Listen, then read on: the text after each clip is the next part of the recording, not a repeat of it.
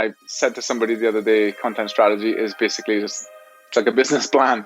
You hear the term noise a lot when people say, yes, content, but noise. And the answer to that really is looking at your values and looking at what you really stand for and finding voices within your community of relevance that can support that message and can kind of echo it back and talk about their own life experiences and how you and your service or product has affected them and those life experiences. Creating content and creating a story around it that's relevant, that impacts you much more than just content for content's sake or telling me about the product or service. Gotcha. So good morning, guys. Good morning, James. Morning, Hugh. It's so good to speak with both of y'all again today for our second episode of the podcast. And we're going to be talking today about stakeholder storytelling and content strategy. Doesn't that sound exciting? Yeah, well, it does if you work in the field we work in. According to Market Muse, I'm going to give you the strict definition from them. Content strategy is the ongoing process of transforming business objectives and goals into a plan that uses content as a primary means of achieving those goals. That's pretty wordy, right? So in your words, what is content strategy to you? I wanted to firstly take issue with that definition you read there, because they used the term they were defining in the definition, which is like, the number one rule, don't do. But I'm just kidding. Right. But we have to accept that the way we engage as people is different than the way we used to engage. We went through a phase where we were struggling. People were adapting to the idea of we just need to create content. We need to constantly have new stuff coming to work with the algorithms. And I think we've moved to the next step now where, we established, we understand the importance of content. And now it comes back to sort of becoming more sophisticated and saying, it's not just about making sure I have something to post. It's about understanding what I'm going to post towards what end, and a sort of a business plan, as James had said, which I think he stole from Miranda. But having that sort of business plan of these things being this content engaging with the public in a certain way, in a certain with a strategic end in mind. The reason why we're still having this conversation now, why it's still important now, it's because it's 2021 and people are still doing content for content's sake, and you can see it people just posting, well, it's Monday. What's my Monday meme? That's totally not the point. That's not what we're about. That's not what we're doing. We're about, we might spend a little bit longer trying to identify, who are the stakeholders and what can they bring to your story, because we think that the results are far, far more impressive. Content is a funnel. That's the thing, is it's just the first step in this huge funnel, catch everybody, entertain everybody, try to get everyone's attention. But it very quickly narrows down to be, that was fun. I've been entertained, but this is not affecting me in any way. It's not impacting me. So, I might engage with it, but what is the point for the brand? What's the point 6 months later, when they still haven't figured out what their values are and who they really want to talk to? So that's really why we focus so much on stakeholder stories, and we're doing it for engagement in the community. So it was very specific, even down to the name of this podcast and what we were trying to state. It's about the stakeholders, and it's about getting them involved as much as possible. Yeah. Well, and it sounds to me like there's a lot of trust that you're building and a relationship with your audience. I was just going to say that. I was going to say that that's such an important thing too, I think, because you have this swarm of information now, and you have this, a huge market. It's a global market now. It truly is. That there's so much coming at you that how do you distinguish one from the next? And I could tell you I'm the greatest business, and James could tell you he's the greatest business. And who do you believe? And this is why it's better to get that information from the mouth of the customers, the mouth of the community, the people peripheral. It's references. It's those testimonials are references. And when you look at a job interview or whatever, what those references are about is character. Because the truth of the matter is that in a number of cases, what makes the difference between two companies, it's this hairline difference. And so character and the idea of long-term, building longer-term relationships, we also think more holistically now. And so the idea of how does doing business with this company impact? How does it impact on my community? How does it impact on the economy? How does it impact on the things that are important to me? I think we live like that more now. And I think that has become a more important thing. You know, what are the repercussions? What are those ripples to my actions, to me doing things? And I'm not saying it doesn't dominate everything, but people want to know. And they can make that informed decision. And I think with stakeholder storytelling, it really is a head above, is because it's that trust factor that you were just mentioning, and that idea of hearing from a third-hand or second-hand or third-hand source as to what the real life experience is. What is the reality of it? Because we hear all these amazing things about a company, and then when you try to deal with their customer service or something like that, it's so when you have a personality to go with it, it's like we kind of know, okay, I get a sense of how these people operate. It's not just about what they offer. It is about that too. You said something interesting. You mentioned the call center or the support call, right? When you call and you get terrible service or whatever. I think it's worth mentioning, because what you're doing when you do advertising is you're raising people's expectations. So you literally have a car ad or whatever, someone's biting into this burger or they're driving a car or whatever. And the voiceover is like, they write these things, the most emotional language, this is, without saying the best, you know that this is the best. Okay. So when you buy the car, you have to call up to get, something repaired or whatever, and it's not the best. It's a complete 180-degree experience based on what they told you. So if you didn't tell that lie in the first place, and do all of that hard selling, you might actually be in a better situation, because someone coming in to fix something in their vehicle or making a complaint, that's actually a good thing. That's actually the beginning of a relationship. That's not, we did the advertising, we told the lie, we got everyone to believe it, we sold the vehicle or whatever, and now we're good. That's the worst way to do business, because now someone else is going to come in and have a relationship with that customer. And that relationship, if they're smart and they know how to do content, that relationship will begin way before they make that purchase, just because you will have started to appear in content that's relevant to them, with the right message to them. So you're starting to have that conversation with them that might be about the values of the safety of the vehicle and how it's impacted people like you.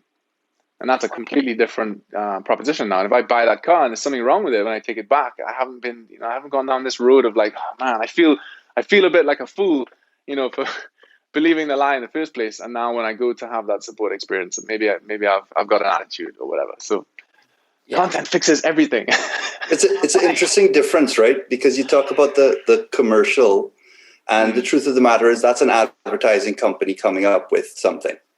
Let's come up with an idea and sell an idea, as opposed to when you look at something like stakeholder storytelling. It's like you want to tell people about your business. Come as you are, and let's discuss it. And let people meet you. So it's sort of a slightly more honest introduction. Not wanting to knock what anybody else is doing, but it is sort of a slightly more honest introduction. Yeah. Yes. Yeah. And you said it a little while ago, and I wanted to jump on it then. I think we jumped on like 5 things between that point and this point. But it was you had to ask a series of questions, and you said you go out into the community and you find the right people and you start to ask the questions, and that there is the process. It's not, I don't want people to think that, content strategy for us, it is for some people, but I don't want people to think that for us it means, going in a room, maybe with me and you and Miranda, and we're going to strategize, right? Don't tell anybody what it is. It all comes from the questions that you ask. What is the most powerful stuff that comes out of that, and how it develops a context for the brand or the product or the service that we're talking about. That's in the editing. That's where we start to pull out what we want or whatever. But it's totally led by people's, emotions and responses and their needs. Well, and both of you have mentioned community and community engagement, and it sounds like that's always part of that process. And so I was going to ask, is there like a template you start with, or is there a process, or is it just all organically coming through? Well, I think there is definitely a process that James has sort of developed But within that process, there's a lot of organic elements because you are, as you said, we don't go out force fitting words into people's mouths, and so as a result, you have to be open to responding to what people are going to say, and you have to find the opportunities, look for the opportunities. You know what I mean? So that has to be organic, because when you go, in terms of I think in terms of capturing visuals, going to a location, yes, we can have a sense of what we're going to get, but even within that, there's a certain free flow to it. I think there's enough of a process that we can go into a situation saying that we know we can get what the customer wants. Mm-hmm. One of the great things I think is that sometimes you get something else completely that you didn't expect, and then you can also be open to sort of pivot, because you get something great that you didn't really, that you didn't really expect. So it kind of creates the environment for those lucky opportunities. Yeah. But like I say, I think there's enough of a process for us to be able to go into a situation knowing that, we know, in terms of the initial research, the initial decisions on who you're going to speak to, we don't tend to prep people. So the idea but we do tend to have an idea that the reason we're going to them is because they had an experience. Yeah. It's a bit of a technique that we use when we get in the field, when we're there setting up or whatever. People are usually very keen to tell you their story, and we kind of push back a little bit, and we ask them random questions like the weather and stuff, because as Hugh says, you don't want to prep them too much, and you don't want them to have this practice run on their feelings. Because what happens is the second run has no feeling in it. It's the same exact information, but absolutely devoid of that, first time, what we call the discovery. And we're always talking about discovery. You discover something and you share it. Much more likely to share something that you've discovered. That's something that we try to get our clients to understand, to appreciate that organic process, to appreciate how important it is to discover stuff when we're there.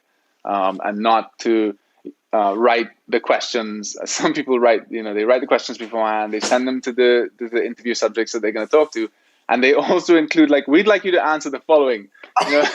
Sort of like, as you said, literally tell them what to say. And I feel like, well, if you're going to go to that effort, then let's make it really short and punchy and put it on a teleprompter, and everybody just read what's there. That's the way to do it as well. So, right. Yeah. Well, when it does flow organically, I remember when we were planning out interviews for filming The Edge, and you were in South Carolina, and we sort of set up the people we thought it would be great to talk to, but we had no idea what they were going to say. And so then when I think it was Caroline came in with something in her interview that tied the whole thing together, and you're like, wow. When that happens, I mean, I get chills just thinking about it. So and in fact, an awesome thing. In fact, we've had a few good experiences working with ad agencies who sometimes we'll get a script and it's got all of that. It's got, or it's maybe it's even more scripted. It's a 60-second TV commercial, and we know, what we're talking about. But the agency will write the script, and then at the bottom they'll say, "Don't use this.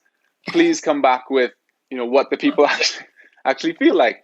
And I feel like, well, that's at least a bit of an evolution in the right direction, And, right. We've had a few experiences like that. Why do you see video as being so important? I think, well, it's the most real one we have, and people freak out about video, and I'm freaking out thinking about what's the next thing, because if you walk into a room full of holographic people, and having a conversation with them, that would be even more engaging, right? But the fact is, video is the best we've got right now. And it's because it's not just video. When you watch video, you're hearing a conversation, you're hearing ambient noise or ambient sound that's also telling its own story. You're seeing these cutaways while someone's voice is there. That's their own thing. There might be graphics on the screen, salient points, to drive things home that weren't even said in the dialogue. So you have this whole feature set, this whole, as an artist or as a creator, video is where you want to be if you are a control freak, or you like to try lots of different things. For me, it's about having you want the end result to be the most powerful. Well, you're going to want to control the dialogue and the sound and the light and the color and the whole experience for people. Yeah.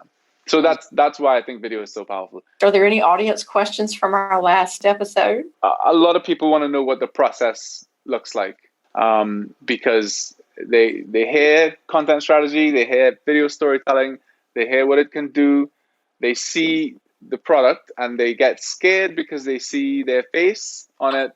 And that's usually like a huge roadblock to getting involved, because people are nervous about themselves.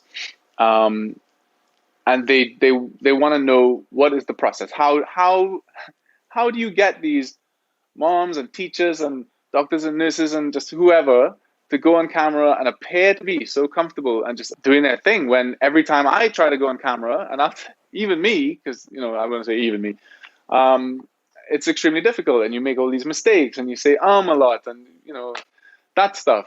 So that's what we have, a process that makes them feel super comfortable, focuses more on their journey rather than specific questions, like it's not a quiz, and use a lot of really rich visual material to cover up themselves.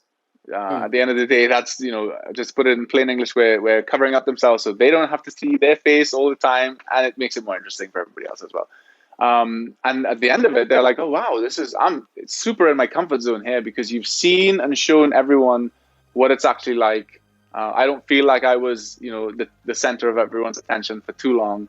And it just works really well for them. So that's what we get asked most, is what is the process? How do you get from, agreeing to do this to the end result without having a nervous breakdown? We make it a fun process, and the idea that there's no correct answer. You're not going to get it wrong, because there's no right answer. The right answer is just the truth. What was your experience? What do you feel? What do you think?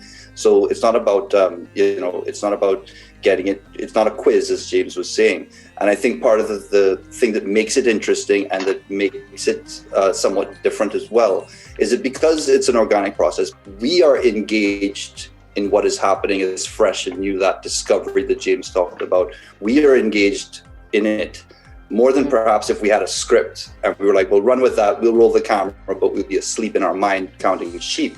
We're paying attention because we are trying to discover along with them. That organic part of it, I actually think, for me, that's one of the exciting things about the job. That reminds me, if folks are listening and want to ask a specific question about content marketing strategy or anything else, you can email us at podcast@theartofstorytelling.com, and we'll be more than happy to answer as best we can. And be sure to subscribe, because in the next few episodes, we're going to be exploring the content gathering process. Also, what it looks like when a simple video evolves into a full indie film release, and the launch of AOS Films. Plus, we have big news about the next version of the AOS Content Cloud app. You can learn about all of that at theartofstorytelling.com. Until then, I'm Julianne Neal. Keep telling the stories that matter.